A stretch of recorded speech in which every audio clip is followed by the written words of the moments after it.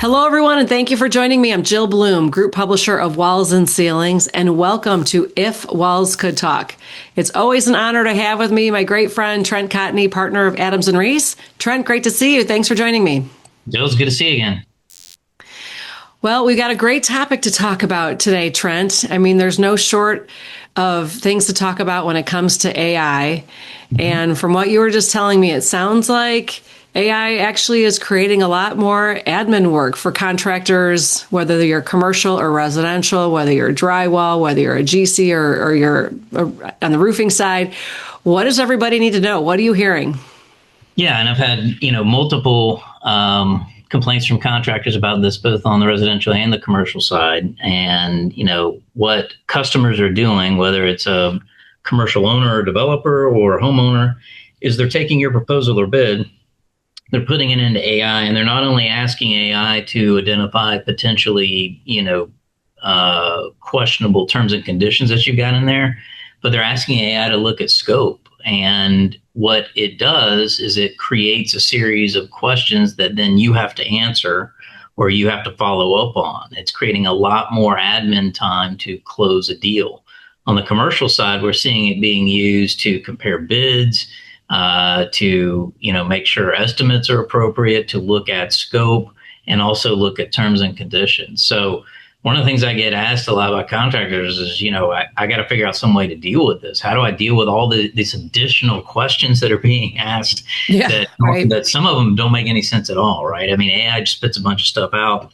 And my response to them is, well, you got to factor it in, and your bid and your proposal that you're probably going to spend a little bit more time, but you also need to be using AI to help cut down some of the time in responding to that. You've got to make sure that you trust but verify, that you're supervising the response back.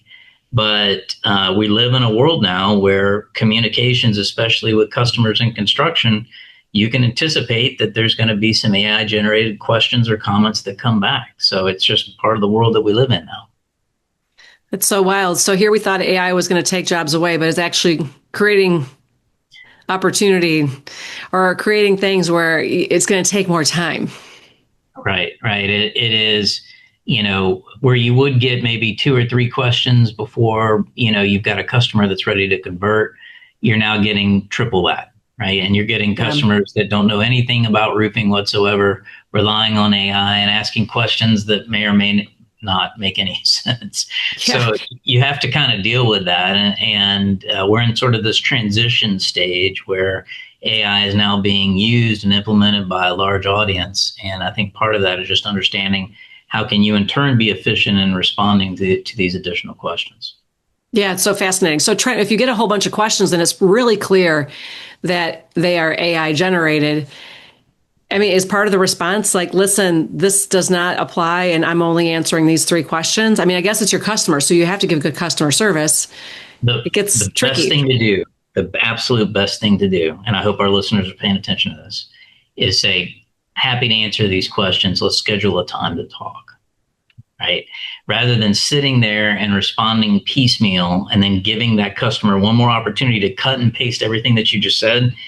Schedule a time to talk, pick up the phone, answer the questions, give that customer the confidence and close the deal. That's the way to do it.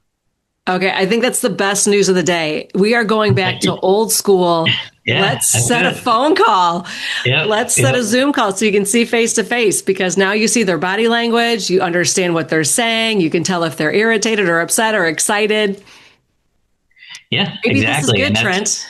That's the most efficient thing. So look, I've always believed construction is a face-to-face kind of thing, and as much as we've changed and evolved over the last, few decades, it's still there. So I think that's the easiest way to deal with the evolution of technology right now.